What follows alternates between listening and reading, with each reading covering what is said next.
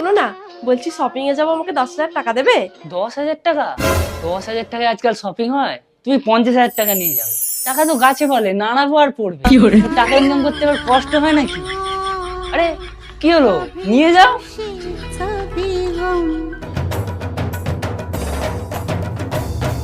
কি করছো বলো তো তখন থেকে? রান্নাঘরে বাসনগুলো অনেকক্ষণ থেকে পড়ে আছে, যাও গিয়ে মেজে দিয়ে আসো।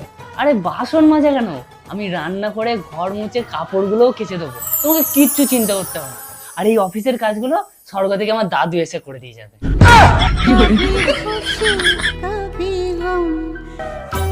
বেরোলাম। বলছি অফিস থেকে আজকে একটু তাড়াতাড়ি বাড়ি ফিরবে তো। তাড়াতাড়ি বাড়ি আসতে হবে, এই ব্যাপার? আমি শুধু অফিসে যাব, আমার মুখটা দেখাবো আর চলে আসবো। ওরা তোমার মুখ দেখেই টাকা দেয়, কিচ্ছু কাজ করতে হয় না। कभी खुशी कभी गम